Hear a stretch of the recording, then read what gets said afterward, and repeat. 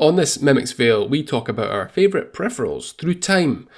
We also have a nice talk about some games, including Wilmot Works It Out, Slay the Princess, Persona 5 Royal, and Sonic Shadow Generations.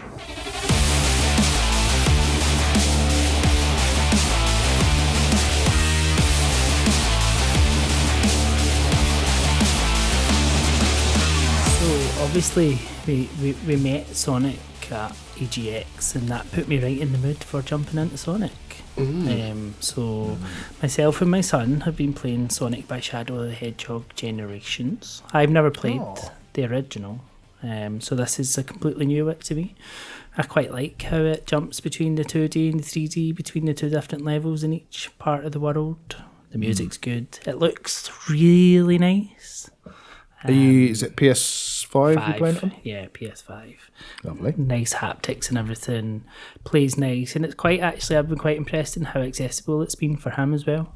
Because it was a little bit like, I don't know, Sonic can go too fast and it can be that way that you can't get past it or you just keep dying. But it gives you kind of nice little pointers for here and there. And it's good. I'm really, really liking it.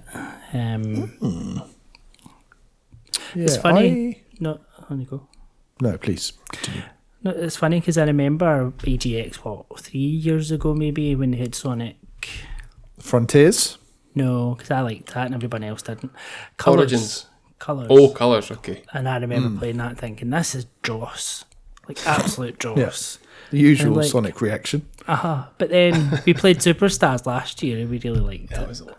And you liked Frontiers the year before as well, didn't you? And I did like Frontiers, but I'm quite enjoying this just for that little like kind of Sonic hit. Yeah, I feel like Sonic. I've come around on Sonic this year as well because I played Origins, all of those ones, and I was like, actually, these are all right. I've always been very. I don't know, my memory of Sonic, even though I enjoyed them on the Mega Drive, certainly like the first one or two. Probably just the first one, to be honest. My memory of it was like, it's just rubbish, and you just go fast, and then you get hit, and then it slows you down, and then it's not fun anymore. But they're actually, those old ones are actually not too bad. And Sonic Mania is brilliant. Was it this year you finished 1, 2? I think so, 3, yeah. Whatever it was. Yeah. I did. And phase. Yeah, I went for a phase. And I think what helps is it's just been modernised to make it to make it easier, quite frankly, which is nice. I take it, because you said this is quite accessible, Alex, I take it it's not, you can cater the challenge, you don't have to be banging your head against a brick wall, I assume. No, it definitely felt like in terms of kind of where you were going for it, there was bits there to kind of, you could have different options to help you through, kind of point you towards what you needed to be going to. And that whole like pressing X to target the enemies and then attract and jump to the enemies and stuff like that. So, yeah, it did. He was getting through the levels much better than I expected him to. So, that's good. I don't think that's... I wouldn't say that's any signal in his gaming prowess getting any better. I think it's just fairly accessible. But maybe I'm wrong. Maybe I'm just being a underestimating parent. I don't know. Yeah. This game was at EGX, yeah? This year. Yeah, it was only because they had the motorbike, didn't they? Mm-hmm. Yeah. It was at the Samsung bit stomping about in the half. This is rubbish. This is ricochet. Did you see that Little Nightmares 3? Pure pish. Yeah, I quite fancy this actually. This might be quite a nice Christmas game.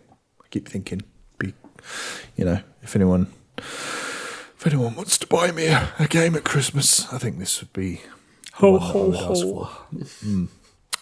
for. Or 3 hoes, fine. But no, I would like I would like this because it's reviewed really well, hasn't it?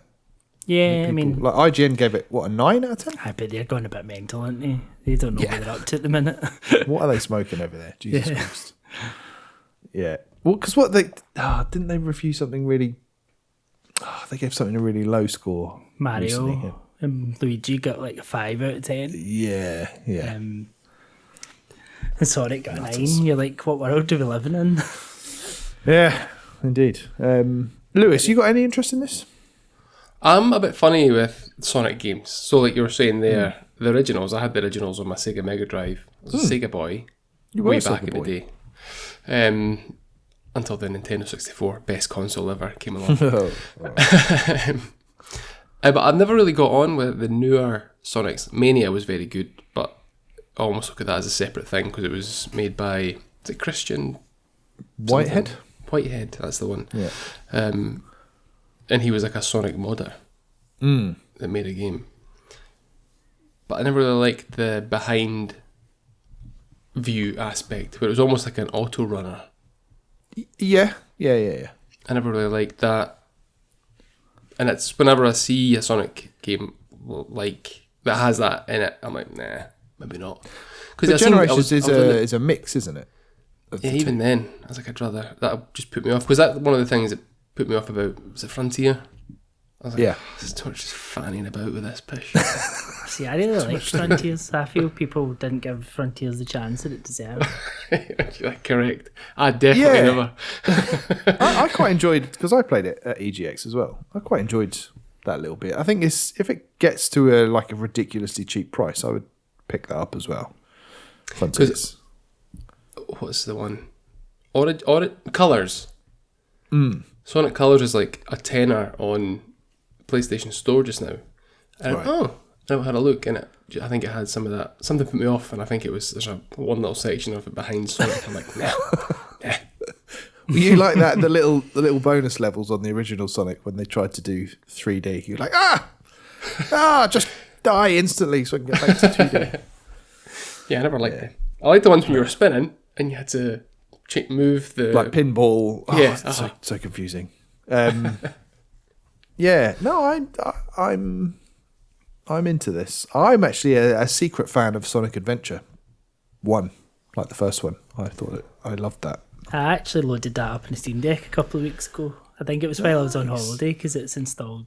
It's on one of the emulators in there somewhere. I've got a few things from back in the day that I installed, and I started that for a wee bit. And I'm like, what's this all about?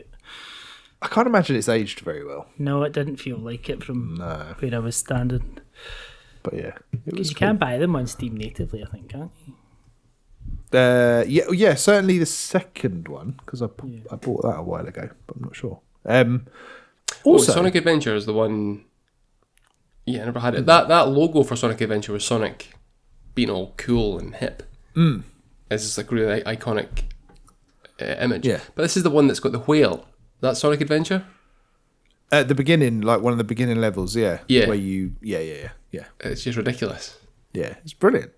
And it had little set pieces like that, which is, I think, was just the evolution of the loop thing. That was cool when you first did it in 2D because you'd never seen anything like it before. And then that was like putting it in 3D. Yeah, of course they're going to have a whale jumping over you or whatever it was. And also, speaking of cool, I think the younger generation now, I think Sonic is cooler again. Than Yeah, Mario. with all the films. I think the kids are more into Sonic than Mario these days. What do you think's caused that?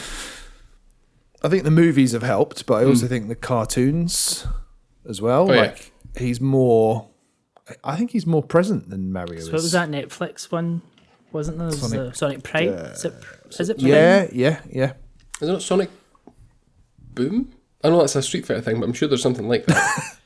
Is that No, not a game, yeah, or is there that is one. Sonic Dash? Is there like a, Oh fuck there's knows. a But what? phone game as well? This is exactly the point. There's a lot of Sonic there, so kids. I think he's harder to. But avoid. also, in the 90s there was a cartoon, yeah. because I enjoyed it. And there wasn't any cartoons during, as far as I'm aware, the dark period of Sonic the Hedgehog, when all the shite came out. I don't know. I think there's always been some Has there? shite. Yeah, but I think the quality's improved now, and the games. I think they've done better recently. Like the They're right. recent They're releases. a 7 and an 8. They're always kind of Yeah. steady Alex 7. Like, Was Forces the last shite one?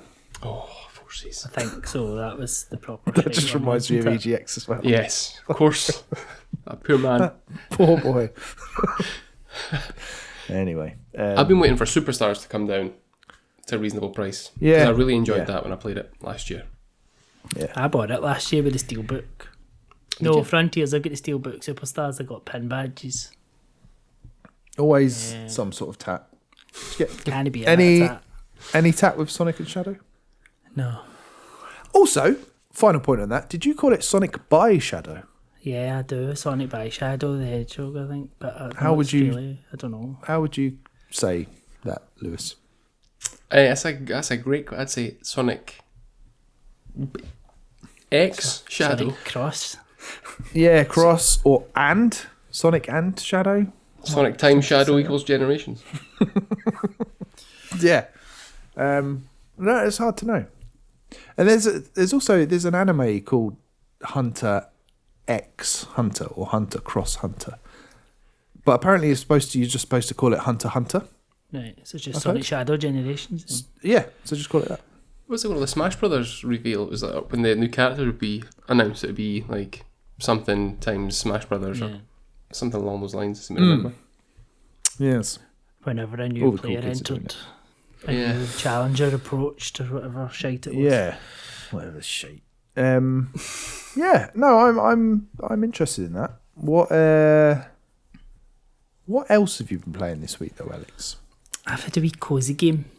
A wee cozy, nice little hug on a computer screen game. Nice. Well, or on a Steam Deck, to be fair. And a little bit, I've actually played it with a mouse. Not actually, no, it was a controller, but on my PC. So I've been playing Wilmot Works It Out. So this is not necessarily a game I expected to enjoy. I did play Wilmot's Warehouse a little bit back on Game Pass back in the day and got a bit fed up with it. But this one's got a wee bit more charm to it for me.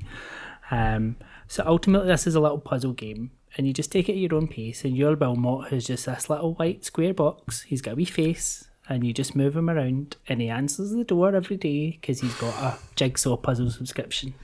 And the postman comes in and has a wee bit of chat with you, delivers your puzzle. You go and you unpack your puzzle box and you put your puzzles together and then you put them up in the wall. And that's it. And it sounds ridiculous. And basically you move Wilmot about to the pieces and you need to then go and attach Wilmot to each of the pieces to move them around. And then you can either move one piece at a time, or if you've got like a puzzle a bit together, you can move them all at once. But where it gets a wee bit more challenging is not all of the pieces that you get in the puzzles are for the puzzle that you're trying to do.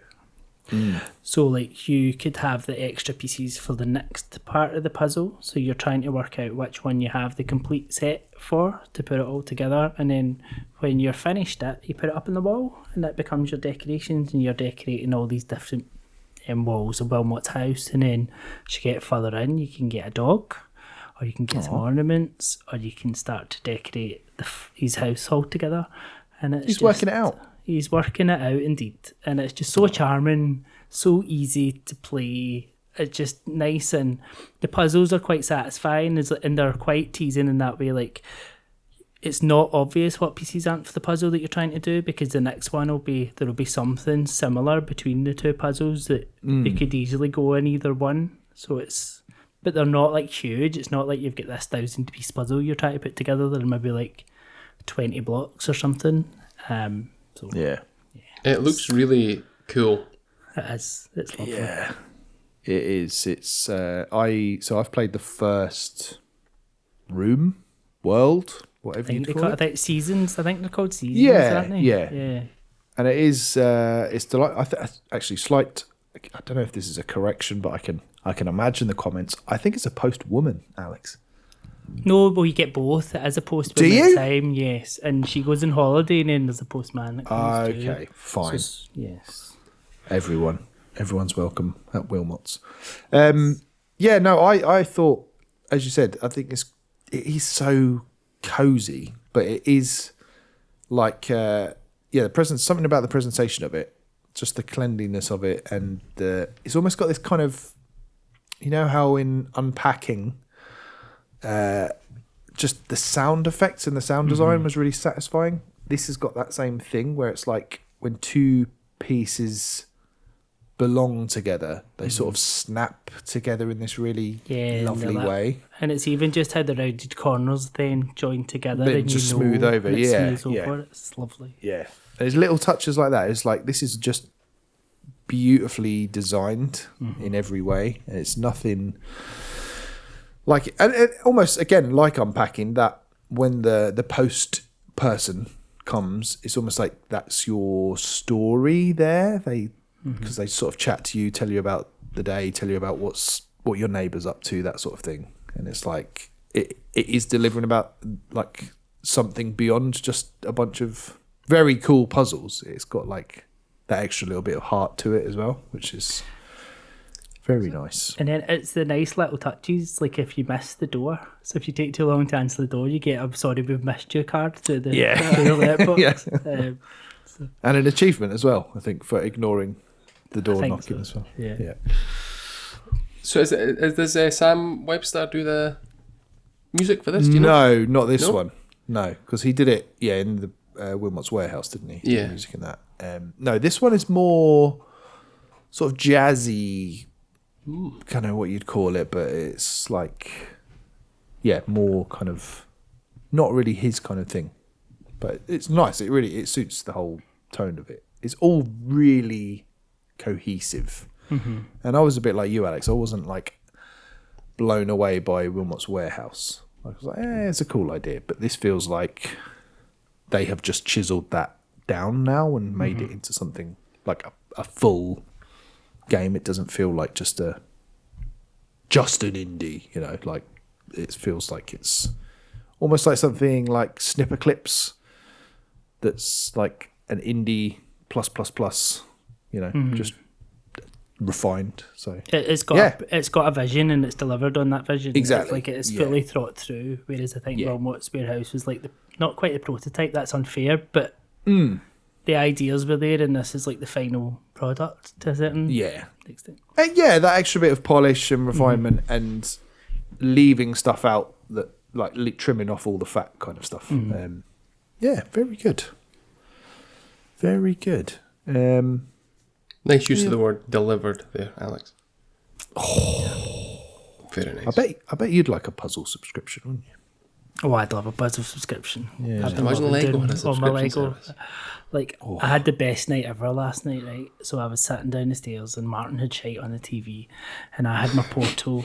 So I was doing a wee jump into Vampire Survivors, and then when I was finished that, I did a bag of Lego, and then I went back to Vampire Survivors, and then I did a bag of Lego, and I'm like, this is the dream.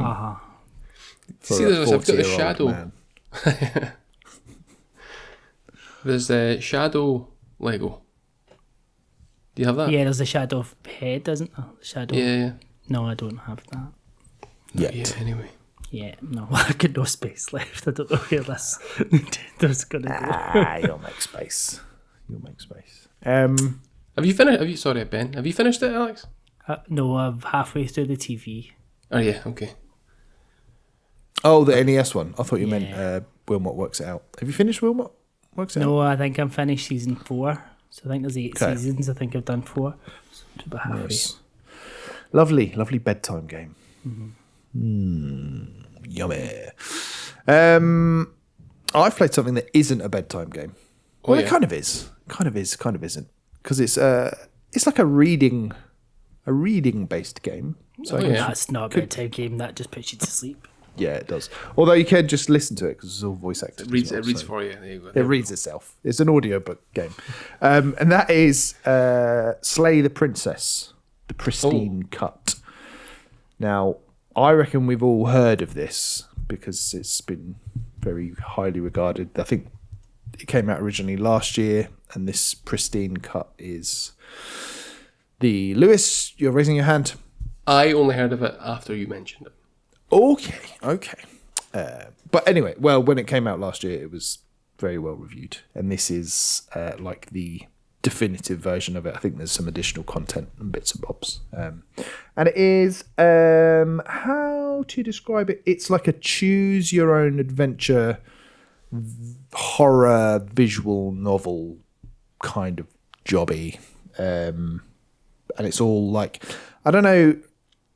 Obviously, Lewis, I've never played the Stanley Parable, but I think it's got a similar thing where the narrator is like talking to you and telling you kind of what to do, that sort of thing. Okay. And basically, what he starts off doing is saying, like, you're on a hill. There's a cabin at the top of the hill.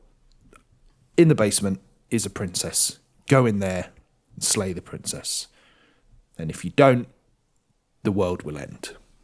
Basically. Okay. And that's the whole setup. That's the premise. And this narrator is really pushing you to slay the princess. And then you obviously get some prompts, kind of Disco Elysium style. You get some prompts to kind of poke and prod around to ask, okay, but why? Why am I going to kill this princess? Like, surely we're supposed to save princesses and stuff like that. And that's basically the gameplay, is kind of just poking around, trying to get to the truth, trying to understand what the narrator's motivations are. And then when you eventually get into the basement, trying to find out, you know, what the princess has done wrong to warrant being slain and stuff like that. And you're just poking and prodding around. And then what will eventually happen is the story will then loop back on itself for one reason or another. And then you're introduced to more voices, which again was kind of Disco Elysium-ish, where you're not only then hearing from the narrator, but you might have the voice of the hero that's like, oh, we must go in and save her, and she's a damsel in distress kind of thing. Or the cynic or the skeptic, I think it's called one or the other, that's basically like, well, why are we trying to do this? What's going on kind of thing? And there's all these different voices, and you're kind of pondering, who's the bad guy here? Is it the narrator? Is it the princess? Am I the bad guy? And you're just trying to figure it out, basically. And yeah, you just go through loop after loop, piecing this story together, and then it all kind of reaches a crescendo at the end. But it's pretty compelling stuff. I found it very hard to put down. I like a good book. It looks very interesting. Can you finish a run in like a couple of minutes if you listen to the narrator? So I didn't try that, but I think you probably can. So what happens is you get to the end of a chapter pretty quickly, within 5 minutes probably, and then it starts chapter 2, and then it's basically the same thing again, but there's a few little changes, like the additional voices, or some things in the room might be different. Like when you first go in there, there's a knife on the table, and you can choose whether to pick up the knife and take it down into the basement.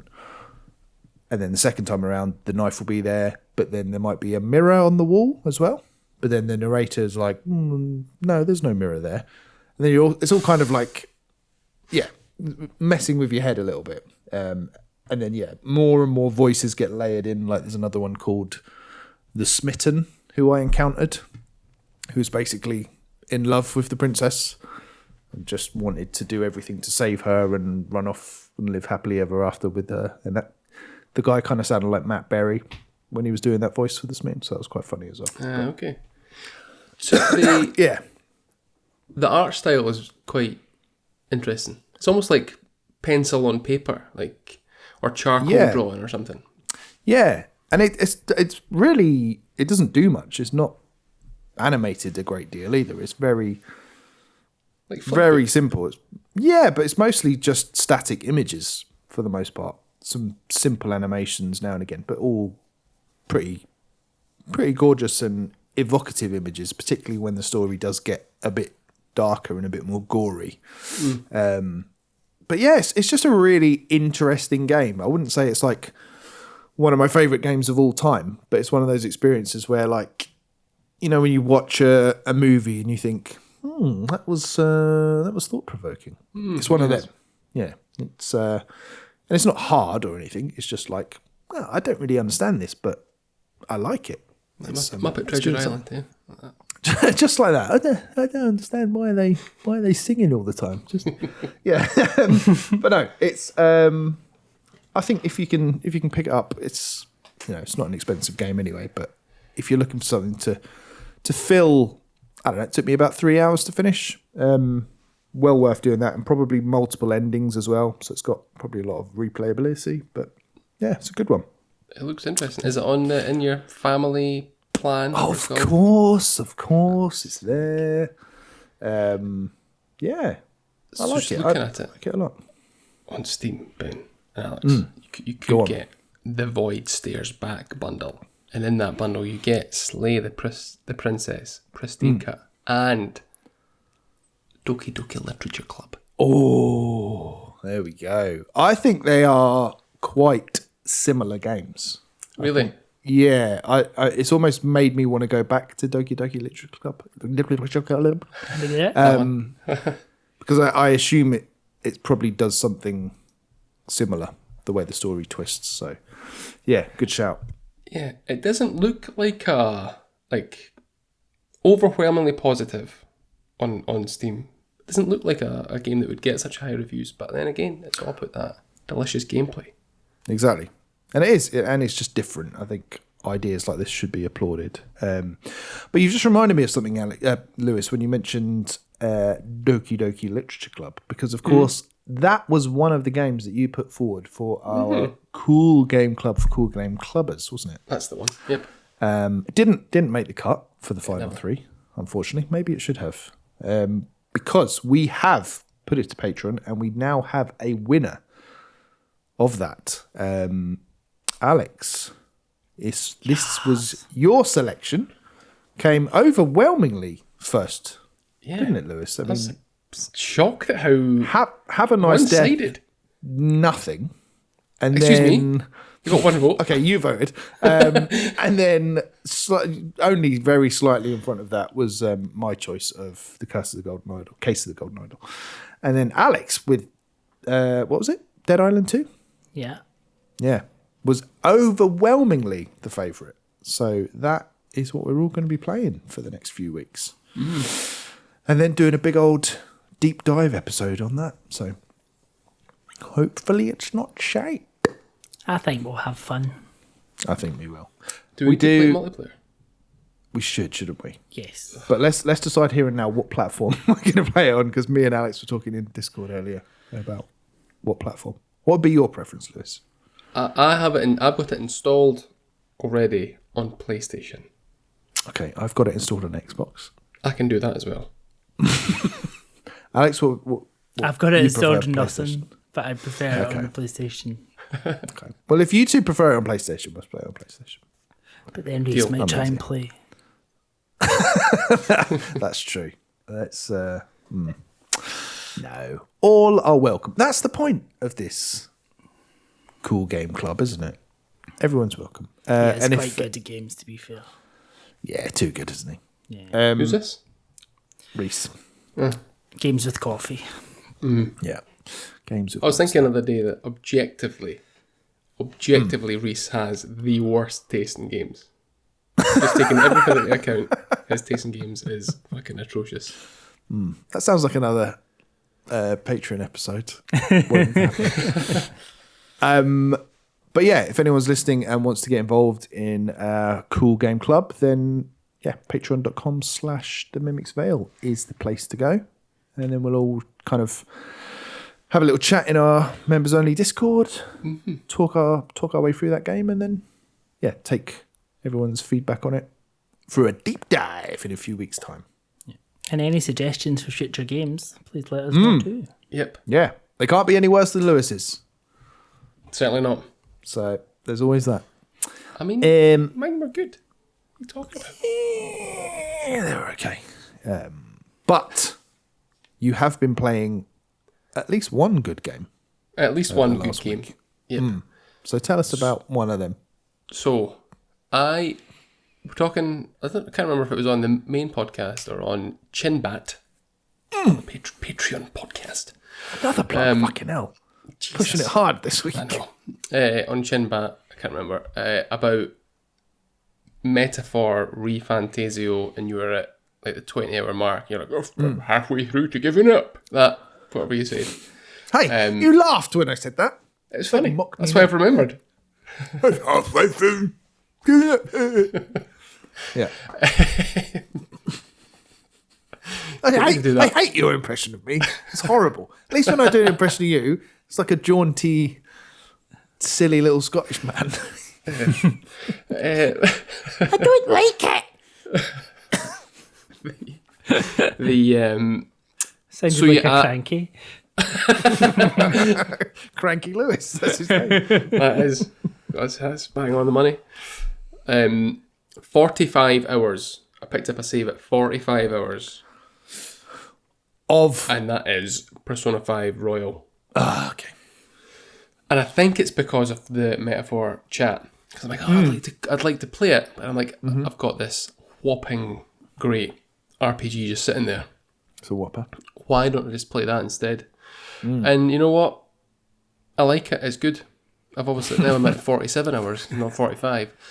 What I do struggle with is knowing how long the game is, and that I'm only like halfway, and I'm like, I'd rather just do some fighting and having to do less of the socialising and having to, go and play darts or whatever it is. Yeah. I get that. I do get that. That does feel like the balance of the social sim stuff feels a bit askew sometimes, doesn't it? And it is the same in Metaphor. I'm at that point where I've just got to a new city or area, and I'm just having to do a lot of busy work, going around, up in my social links, picking up quests and stuff. And I am at the stage where I'm like, I just want to get into a dungeon and fuck some shit up, basically, because that's the fun bit. That is the fun bit. So I'll tell you where I am. I'm in between, so I've just done the Mafia boss. Okay, yep. Which is the third, I think.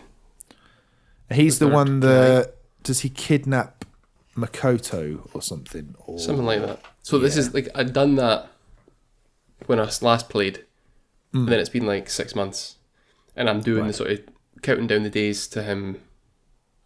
coming out. Whatever. Whatever it is. Yeah. And I've just had that, so now I'm like, try to find who's next. That's where we're at.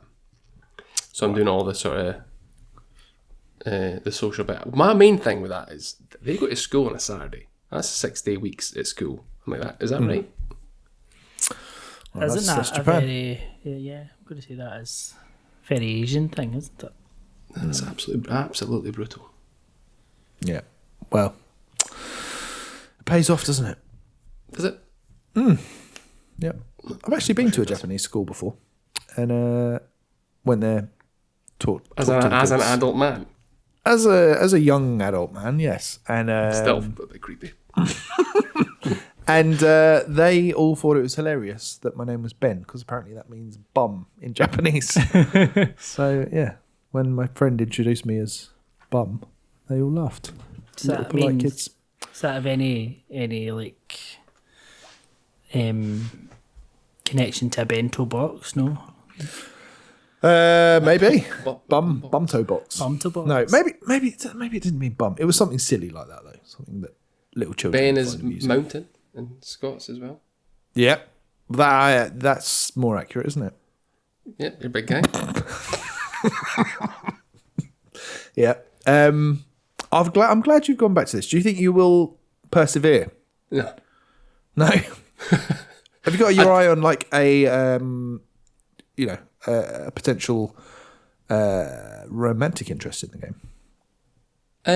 Yes, but I can't remember. I can't remember. Her Come name. on, you can. I'm not doing a Laurie here. Come on, When Laurie was being all when Laurie was being all coy when we were playing Three Houses. He was like, "Well, what's her face?" Let me check my tattoo. Oh, it's Bernadette. Long red hair. Long red hair. I can't think who that is. Not with the glasses. Not. Don't think so. I don't think you've unlocked her yet. Just while we wait, in Japanese, Ben means feces. Oh, that was it. Shit. Yeah. Bum, poo, one or the other. Thanks for the education there, Alex. Extra. Oh, she does. Yoshizawa. Oh yeah. So she's the like the one that was added to Royal. So she's not in Okay. OG P5, I don't think. Yeah. Interesting character, that. Interesting arc. Most certainly. Well, I'm trying to chat her up. Have you met Akechi yet? Yes. Yeah. He's my favourite character. Oh, yeah. Yeah. He's almost like a... Well, he starts out quite bad, doesn't he? He's a prick, but he's good value. He's entertaining. Yeah. But I hope that's one of those, like, I hope to one day finish Death Stranding. I hope to one day finish Returnal. I hope to one day finish lots of games that I've just decided that I'm just going to park. And this is one of them. But I do want to get to the end. Are you playing it on the Switch? The Portal. Oh, okay. I was going to say, because it's a nice Portal game, I would imagine. It's on the Switch, and it's just one of those that I'm just very aware of the time commitment, and that if it is another 45 hours, the next 45 hours might take me 3 years. At the current rate, yes, that is going to happen. Let's hope you can transfer saves to the Switch too, as well as it's been backwards compatible. Yeah. I mean, we don't often cover news, but that was a nice little thing to wake up to. This is Furukawa, and the Switch 2 is going to be backwards compatible, which is nice. Oh, I missed that. Was that today? Yeah. Or So yesterday, I don't know. It was recently. Whatever, but yeah, so that's pretty cool. It was last week at the time that this releases. Oh, okay. But yeah, that was a nice touch, and hopefully, I mean, it's got to mean physical games as well, hasn't it? Oh, that'd be a bit shitty if it did. Surely, otherwise this fucking stack next to me, I'm just going to burn. But yeah, must be that. That was a nice touch. Lewis, have you, just very briefly, you also been playing Braid, haven't you? Yeah, I've been playing Braid on PlayStation. How's that? I played it on two consecutive nights. Right. Have you played it before, either of you? No. It's one of those weird ones where it just sort of starts and you go, there's no like menu to go through. I can't, fucking hell, it's been a couple of weeks even then since I've last played it, to go in to select your game, and you sort of enter in via like little doors. You try to piece together a story, but it's just really strange. Like, so you go into the story. Yeah, you go in and like you're presented with a room, series of rooms to just go from left to right. There might be some enemies there. And it's just weird. It's a weird like time mechanic that you play with, so that if you jump down into like a hole to get a puzzle piece or a key, you can then hit the reverse button in like a shadow, or you will jump back up. Oh, fuck, it's confusing. You'll jump back up and then like you let go, and then your shadow will jump down, get the key, and come back up again. But there's loads of other bits that I just cannot figure out for the life of me how to do. It's the level that, okay, I need to go up there and get that. And then you do it, and the characters on the screen don't move how you want them to move. And you go, right. So there must be something I'm missing, unless you unlock an ability later on and have to come back here. Like it's a Metroidvania. Almost. Like it's a Metroidvania. But is it? No. I really struggled with it. Like, I'd wanted to like it so much. It's not because I'm finding it is tricky, believe me. And it's not because it's a bit difficult, but I'm just like, I can't be fannied playing this. Like, it's just too obtuse. I'm like, fucking hell. Like, it's the indie game that kicked off the indie game revolution, basically. Yep. I'm just like, I don't care. I don't care enough about. Yeah. And I think it's because I know what the story is. Do you? Yeah. How do you know that? I think I watched a What Culture video ages ago. Okay. And it was like 10 whatever games that do something, and it was one of them.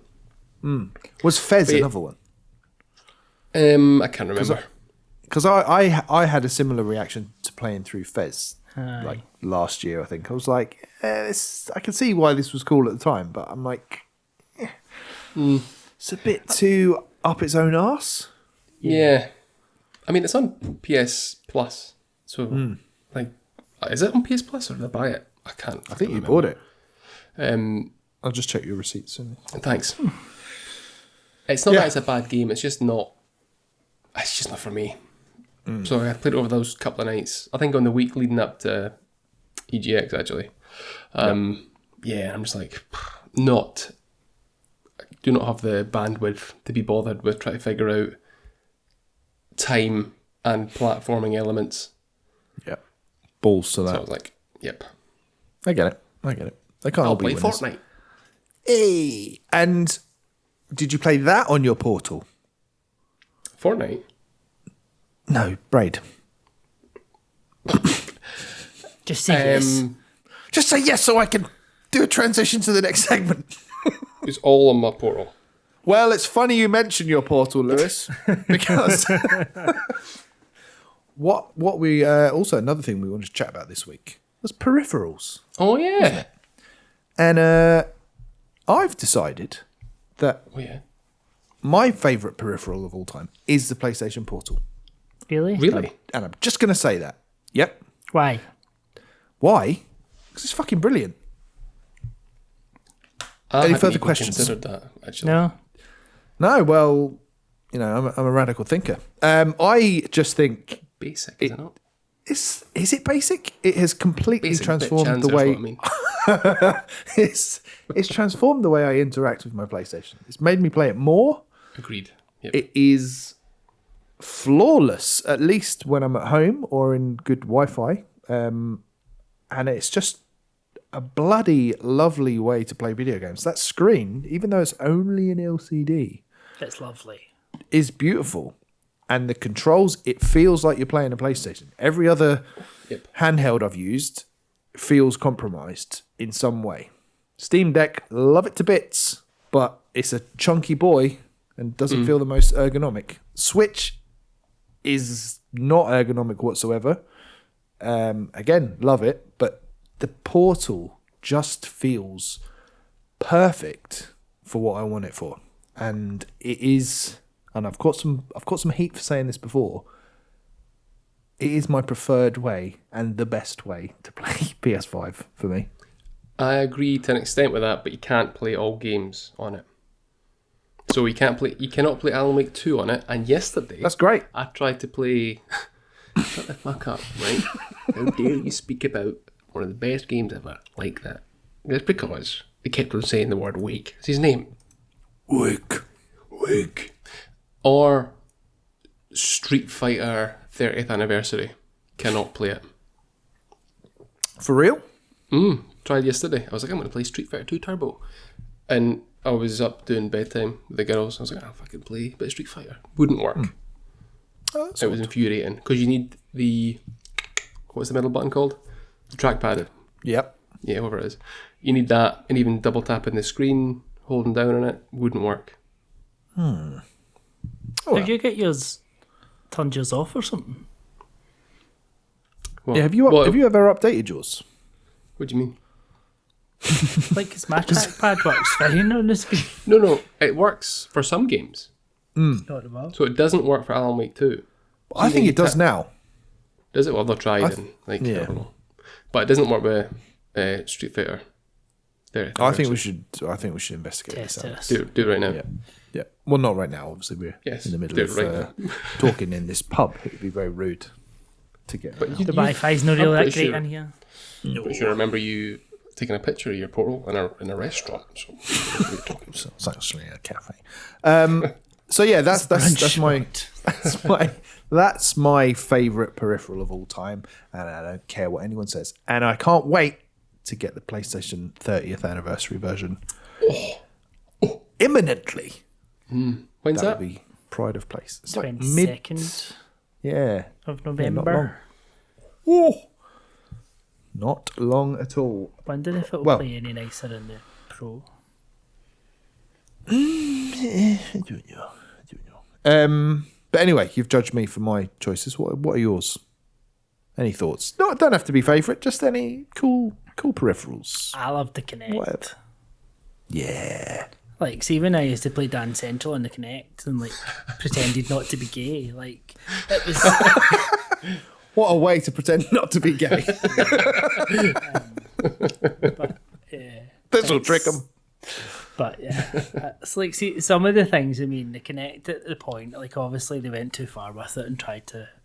If they had kept it as that being that kind of novelty peripheral as it was and just kept those kind of experiences, I think it would have much more longevity than trying to shoehorn it into being its own big thing. But some of those things were great, like at the time. Like it was just such a new way of playing games, which probably VR has turned into, really, because like what you could do in Kinect probably you now do in VR and a more immersive way. But I feel like Kinect, when I went to that the that Game On game show exhibition at the museum, National Museum of Scotland, a few weeks ago, they had like a Kinect set up with Just Dance and stuff on it, and so you just like seeing families doing that, and there you're like, it's kind of sad that it doesn't exist anymore. Yeah, that was the very definitive cool. way to play Just Dance as well. That was always like, my son made us keep the 360, like we can see behind me where the PS5 is. He insisted that we kept the 360 there with Kinect just so he could play Just Dance. That was like the only thing he was interested in playing on it. But that was the best way to play it because it just tracks your whole body and you can then watch a video back of yourself, and yeah, it was good fun. But what I loved about it, and I only got this on the Xbox One, was just turning on and off my TV with it. It was just like TV ridiculous. off. But that was TV all I used it for. Xbox on. And that was it. And that didn't use it Had for Laurie anything. come round? Xbox, fuck off. But yeah, that's a solid pick. Two quite recent picks there from me and Alex. Well, talk about solid picks. You're in for some major disappointment. So I'm going old school with mine. Go on. And it was actually mentioned by, I think, Mark. It's Marky Mark. Put this one up, and I agreed with him. I was going to say it anyway, so I'm not just copying him. And it is the Rumble Pack, N64 Rumble Pack, for everything that has done. You've got to think of before. Look at the state of both of your faces when I say that. No, I get it. I It was completely great at the time. Yeah. Before And important. BRP, which is before Rumble Pack, and ARP, which is after Rumble Pack, but we should really be setting the calendar by that, not by that guy. Yeah. I just think like you didn't really have a concept of that before the Rumble Pack, so I got mine with Lilac Wars in a big box, and I went from playing the likes of Decap Attack and Sonic the Hedgehog on my Sega Mega Drive to playing Inglorious 3 Dimensions on my Nintendo 64 with this And Rumble. then a fourth dimension of Rumble. Rumble. The Rumble came in. And that's what I think. And I think from looking at that chat, I don't know if you're going to go through it, the ratio of Nintendo to others is crazy. Well, this was the whole other debate, wasn't it? It was, I think Mark then messaged me, because I dared to say, I think Sega would be the only ones to push them close in terms of innovations. And then he messaged me privately with this like list of all these Nintendo Of course they innovations. did. Yeah, and I was like, I think the Saturn had an analog stick before the N64, but I was wrong about that apparently as well. But yeah, I mean you can't. I mean again another example of a Nintendo one. Laurie said the Game Boy camera, which before we all had cameras in our pockets was like the closest we could get. And yes, it was obviously terrible quality, but it had a certain charm. There's something about Nintendo products at that time, like the mid to late 90s, that you had your Game Boy Pocket that was like publicised, marketed with Poof, look at that. Oh, Alex just whips one out right there. Oh, right there. With the camera and with like the big light printer. magnifying glass. Yeah. And all that. So I remember when we were at EGX looking at that chromatic handheld. Yeah. And I was like, oh, the market and what they've done really reminds me of the original Pokemon advert you got. All that is like nicely tied up in a pretty little bow for me. All that period. Like this really funky sort of the opposite of punk thing from Nintendo where you just get absolute batshit crazy stuff. And that's one thing I think is that without them, who they still do what they want to do, you wouldn't get half of the stuff that you get these days. And Nintendo would be like, oh, are you doing that? All right, we're going to go and make a console that you've got to like waggle your hands in the air. Yeah. I mean, you go right back to the NES, and you started with your Duck Hunt and the light gun, and then your Zapper. your Nintendo scope for is it silent scope? And like, they've always had something. I mean, Even the NES. I think my first ever peripheral, if you can count it, was the NES Advantage, like arcade stick, and that was. I loved that, and so much so that I ended up buying the 8-bit Do version You did? that they released like a few years ago. and then they had the robot, Yeah, Rob. And Phil mentioned the mouse and the mouse pad that came with Mario Paint. Yeah, I had that. fucking I loved that. I really regret getting rid of all of my Super Nintendo stuff anyway, but especially that, because that was. I just loved, and you could make music on it as well, which was cool. I remember getting my Super Game Boy so that you could play the Game Boy games on the Super Nintendo on the TV. We actually, what was it? When Lewis and I were looking around EGX after you'd left, they had some GameCubes for sale with the little thing on the bottom of it that plays Game Boy Advance games. And there was a brief moment where the guy had like a Spice Orange one with a Spice Orange, one of them on the bottom, and then it had HDMI output built into it. And I was like, should I? And there was a moment of contemplation. It was 260. Cool. I think it was more than that. I think it was more like 4, wasn't it? Oh, was it? Or was the other one 260? There was something. It was prohibitively expensive. For a whim. But yeah, Phil also mentioned the Game Boy magnifying attachment thing as like most essential. I think my most essential or most life-changing one though is not a Nintendo one. It's actually a PlayStation one. And that was the so MTV Music Generator 2. You could get I can't remember if you had to buy it separately, but there was like a sampler pack that came with it that was like a USB dongle basically, where you could plug it into your PS2 and then put an audio source into it and sample your own music or sample a microphone, sample your own voice, whatever. And that was my first dabbling in like properly making music and sampling and making hip hop and stuff. And that was like a transformative thing to be able to do that. I was like, oh, I can make my own music. I haven't got to steal other people's now. Did you sing along with a SingStar mic? No, I had a professional microphone, of course. But yeah, that was really, I think that's probably like the most meaningful one for me because it kind of got me into making music like from scratch as well. What about the Guitar Hero guitar? Never owned any of that stuff. No, never. No DJ Hero, nothing. I had Guitar Hero on the Wii, and I remember the first time that I played it for hours and hours and hours, and when I went to my bed that night, all I could see was notes coming towards me. But notes. It was nightmarish. That's a classic. I like that Guitar Hero.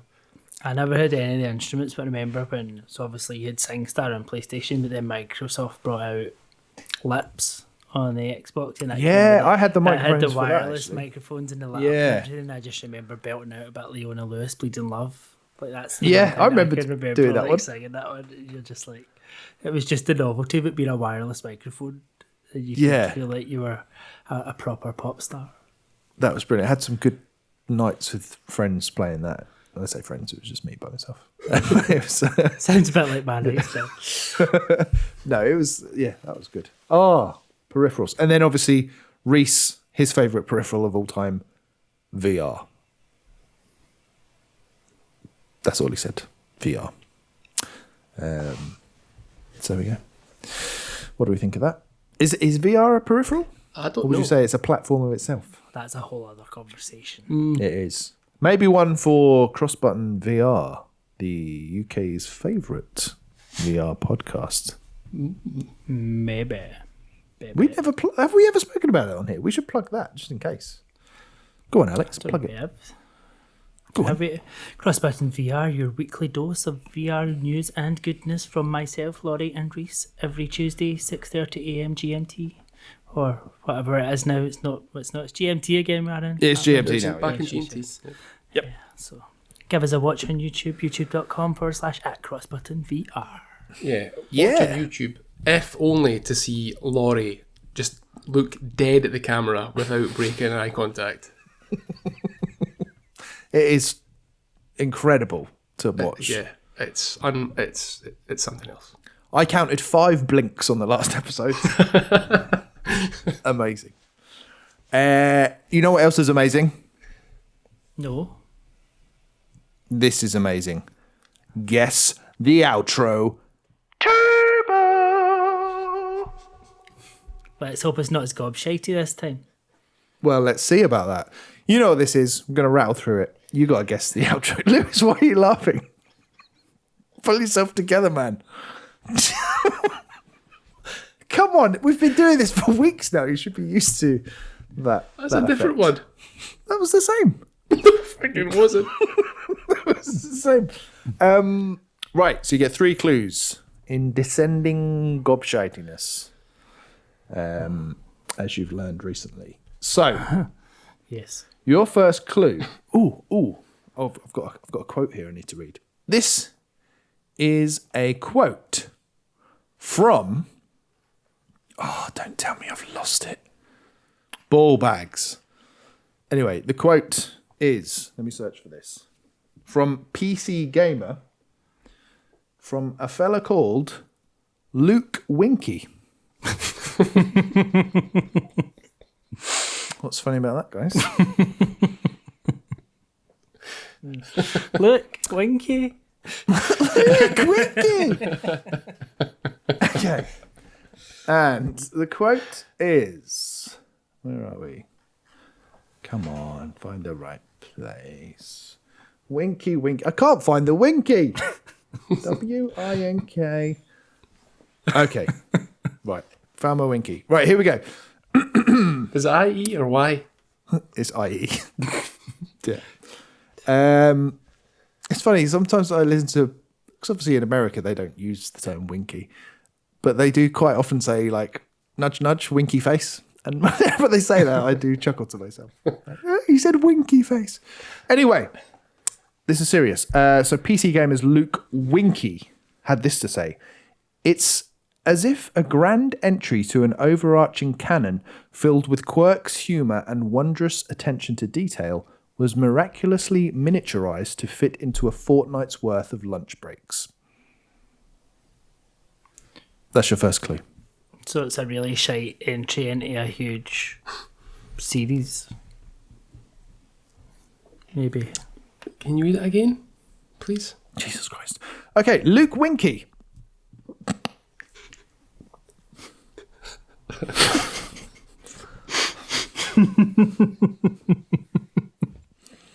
Oh, that's got me. Says, it's as if a grand entry to an overarching canon filled with quirks, humour, and wondrous attention to detail was miraculously miniaturized to fit into a fortnight's worth of lunch breaks. I'm sorry, how are we supposed to fucking concentrate on anything you've just said? That's the clue. Right, question 1. Come on. Is it an indie? No. Yes. Oh. Yes. Character name and title. No. From PC Gamer as well. Does that indicate that it is a PC game?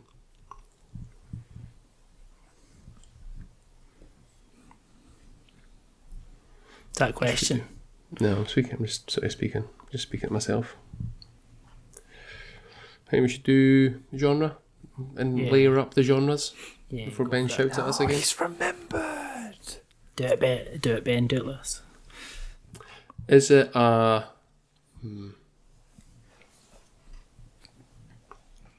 Is it a...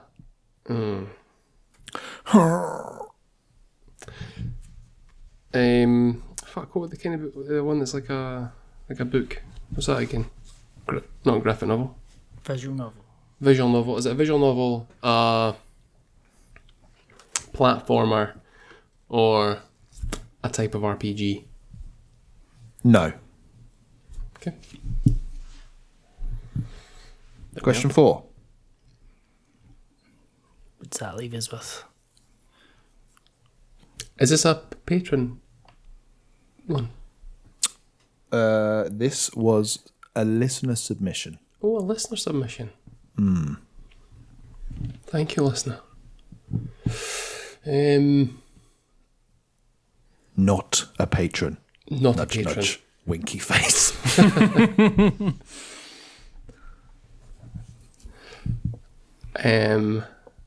Right. So we know what it's not, but we know that it's an indie, Yeah. and it's something to do. Ben's laughing again. Come on, Ben. I'll mute your mic. Please carry on. Question 4. Come on.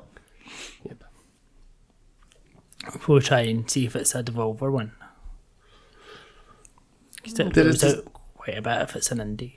Yeah, but does it say like? Does it turn into a franchise? Is that what the? It didn't say that, it just said it had canon. So it's just based off of something. It didn't necessarily say it was a franchise, it says it was canon. To be able, I suppose, because it's like an indie game based off of Yeah, something some in, sort of series. So it's Yeah. like, maybe should we try and work out if it's based off of, is that a game based on a famous IP? Is that maybe Good question. is that a game based on a famous IP? No. Let's One just- more question, then we get a clue. So. Yeah. Yeah. Is it a game published by our favourite indie publisher, Devolver Digital? Yes. Oh, well done, Alex. And your next clue is this was the winner of the Golden Joystick Awards Best Indie. Question 6. So it won the award for Best Indie, and this guy just didn't like it. So is this like an indie game that everybody loves and somebody doesn't like? So like Hades type thing because Lewis didn't like it and everybody else loved it. Could be. So That's true. could it be something like Moonlight or the Moonlight or Devolver? Because I'm thinking this is Mark that submitted this because he's not a patron. No. How many No skinflints can I? Yeah, it's just £1. Devolver games I know off the top of my head. Carrion. Undertale? No, Undertale. No. You said that. Cust of the Lamb, Cult of the Lamb. The twin stick shooter one. I say twin stick shooter, but I can't remember what it's called. You use both sticks to control your arms. You jump about the place. My friend Pedro. Yeah. That was Oh, called. I thought you meant pencil head. Pencil here. Pikuniku. Pikuniku.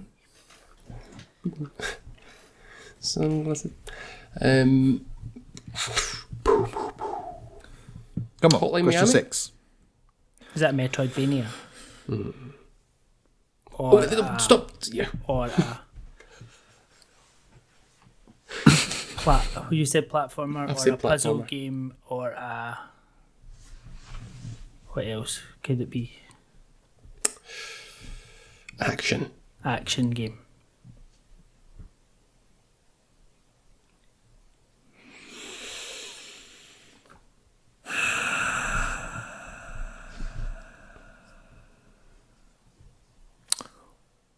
What's an example of an action game? That's a good question. I would say, Like, is that a genre? what is an action game? I'd say I think Zelda's kind of an action game. I'd say Zelda's more of an action adventure. Hmm. I think that's an important distinction. Semantics. Yeah. But are you happy with that question? Or would you like to what would clarify? you do? Well, what would you clarify as an action game then? I don't know. I don't think that's a genre. All right. Personally, like, I can't think of what an action game would be. Was that an action adventure? We'll go with that. Okay, so you're adding that. So is it a Metroidvania, a puzzle game, or an action adventure? Yeah. Yes. One of the three. And I'm going to say that action adventure's a total gobshite for Ben there, trying to get us to clarify in that. But then again, maybe not. Would I? Yes. Question 7. Can you reread the quote, please? Jesus wept. Only if you can tell me who the quote is from. Luke Winky. That's the one. That's fine. The Winky Man himself. Oh, God, I'm going to have to do a Control F again. Jesus Christ. Okay. It's as if a grand entry to an overarching canon filled with quirks, humour, and wondrous attention to detail was miraculously miniaturized to fit into a fortnight's worth of lunch breaks. Oh, God, that is some quote. What was that one they done? McPixel thing that was like loads of tiny little adventures, action adventures, like McPixel 3 or something. That was a Devolver game. I've no idea. Because that was like loads of tiny adventures, but it didn't win Indie of the Year, I don't think. What are like games that have won Indie of the Year or Golden Joysticks? I've not got a Scooby, to be honest. I can't even think of Devolver games, that's ridiculous. No, actually. We've had Enter the Gungeon already. That's Devolver. Into the Gungeon. Great song. But it is either a Metroidvania, action adventure, or was it puzzle? Yeah.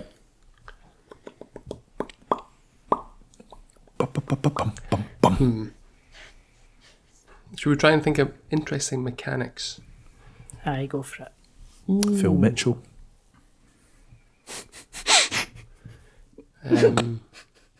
Katana Zero. Thanks, Alex. I needed that. Katana Zero is a Devolver game. It is, and that's an action adventure, really, isn't it? Is it? It's more of a fighting game, platformer, kinda. It's more of, I just got an action game. Fuck off, Ben. I'm taking that laugh back. Is that like a... Would you say that the main mode of transport, how you want to move around the game world, is like 2D side scrolling? Could it? Is it 2D side scrolling? Yeah. No. Is it point and click? No. That was one question. Not 2D, not point and click. Question 9. You knew where I was going there, though, didn't you? Because I thought it could have been Monkey Island. Yeah, not point and click, not 2D side scrolling. Do you know when it came out, guys? No, No, it's we don't. Devolver, When so did it it come can't- out? Can't be that long. Only like 15 years old. Well, it must be the last. Might be new. I don't know how old they are as a company. I assume they're like 10, 15 years, Don't even think. if that. Come on, question 9. I think you're onto something with the, when you asked how the game plays, Lewis. I think that was a reasonable line of inquiry. But it's not a 2D side scroller. Is that a deck builder?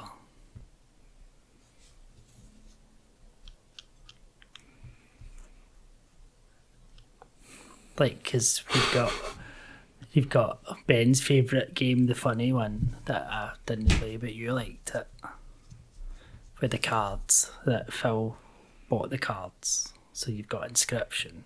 Inscription, yeah. Is that? But Phil's a patron. But Mark could have still submitted. Yeah. But where would that fit in? Not Puzzle, 'cause Metroidvania. it's kind of a puzzle game, isn't it? Yeah, but maybe action adventure, because it does have a bit of that as well. stuff happens in it, doesn't it? So as you would ask, does it involve deck building? Does it involve deck building? Yeah. No. Oh, fuck off. Question 10. Final question before your final clue. Come on. Does it feature a banana? Is that question 10? Well, that would make it my friend Pedro. Would has that actually got a banana in it? Devolver Games. Devolver Games. Does it feature a little bird with a lightsaber? Because Death's Door was Devolver, wasn't it? Yeah, it was actually. That's action adventure, and that's kind of like Zelda-like. It's also I think it probably did Metroidvania-ish. get. I'd say that was probably a potentially one for getting Game of the Year. Should we just ask? Because we're not really ask it. Does it feature a little crow with a red lightsaber? Yes. Is it? Alex. Is it Death's Door? Yes, it is Death's Door. Oh, well done. Wow. Pulled that back from Death's Door. That was impressive. Well done, Alex. Amazing. What was that last Back on clue? form. The last clue was going to be Titan Souls. I still That's probably know a what shite clue, that. Because that was Acid Nerve's previous game. game. And then actually, you mentioned Moonlighter as well. It's the same composer who worked on Moonlighter. Well, he worked on Moonlighter and on this. And that is a chap called David Fenn. Yes. Well, actually, there was two guys, and he was one of them who basically made the whole game, and he composed the soundtrack as well. So, yeah, basically, like two guys from Manchester made this excellent game. One that we all loved. Really good. And that choice was from Laurie. Wow, he's had a few mentions this episode. He has. And he specified, don't make the clues too easy. So, yeah, I tried not to. But you pulled it back. Did well. Just pulled that right out of your ass, Alex. Well done. That was great. Congrats. And the song we are going to play is basically, I think it's the main menu theme, and it's called The Crows by David Fenn. And it's just really nice. That motif carries through most of the tracks, I think. Yeah. I'd still like a little crow with a lightsaber. Yeah. And it's a great OST. And I think you can even, if you're interested, it would be nice. It's always a nice thing to do to support these indie devs in all their endeavours. You can actually buy David Fenn's kind of his whole catalogue. You can buy him dinner. Why not? We're all struggling. No, at davidfennmusic.bandcamp.com. So you can get the Death's Door OST from there and have it in your collection. Because it's a good one. But yeah, we are going to end the show with The Crows from Death's Door.